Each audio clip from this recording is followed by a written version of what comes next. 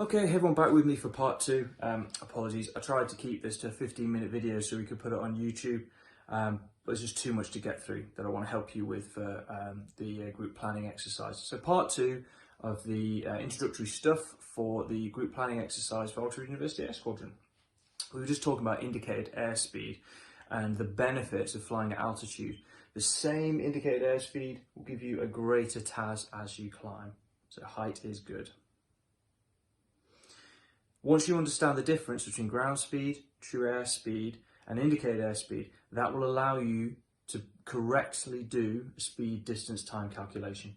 Until you have that right in your head, the difference between ground speed, true airspeed, and indicated airspeed, you'll get a wrong answer, okay?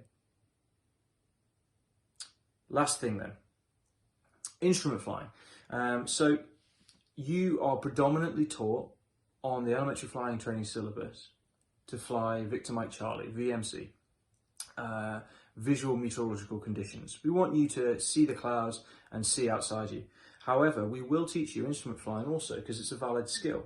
Why would we want to learn instrument flying? Because the weather in the UK is rubbish.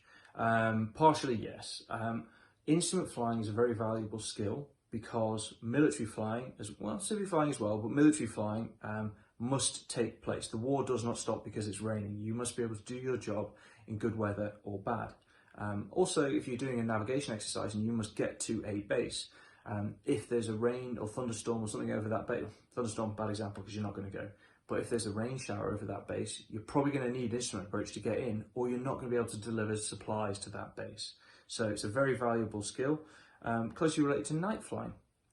Similar techniques, kind of mixed, but on a very dark night, you're pretty much entirely on instruments, and that is a classic military skill because most of our stuff on operations will take place at night. Anyone who flies on instruments must have a rating to do so. An instrument rated pilot, there'll be a colour associated with that. A green rated pilot, he can use the minima as published in the airfield documents. So if the minima for an ILS is 200 feet, a green rated pilot can go all the way down to 200 feet before he comes off instruments. If you're white rated, you're going to have to add a margin on top of that at 200 feet. But there's a colour associated with it: green, white, amber. The first rating you'll get is probably going to be amber, but you must have a rating. You cannot fly instrument unless you have a rating or you're with me as a qualified flying instructor. So different sorts of instrument approaches, there's lots of them and they've changed over the years. Some of the ones I did, like NDB approaches, hardly exist anymore. I'm showing my age a little bit.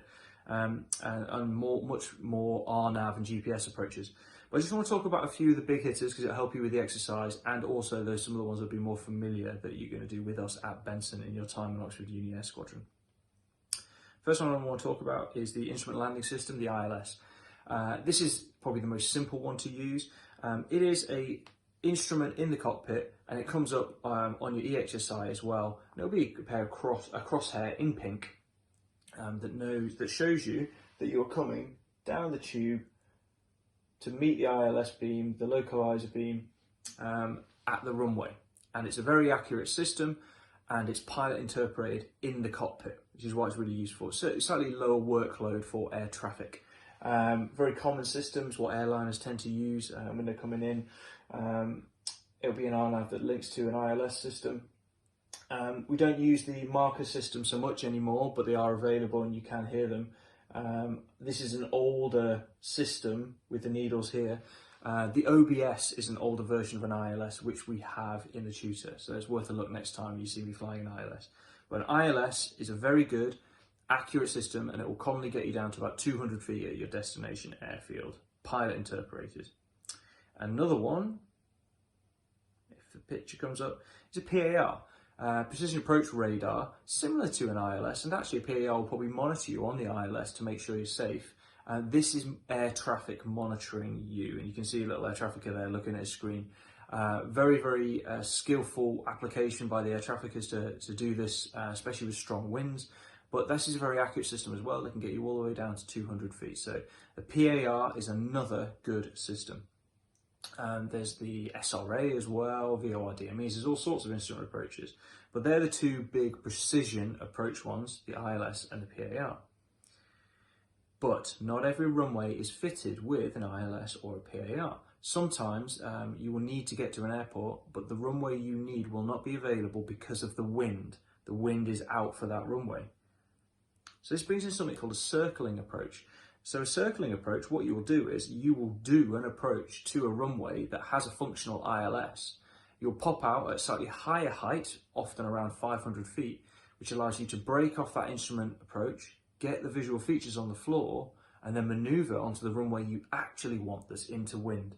So that's what a circling approach is. Really good fun, skillful, can be difficult as well, trying to orientate yourself onto which runway it is at really busy airports with multiple runways, but it is a useful approach when you want to land on a runway, but the wind is precluding you.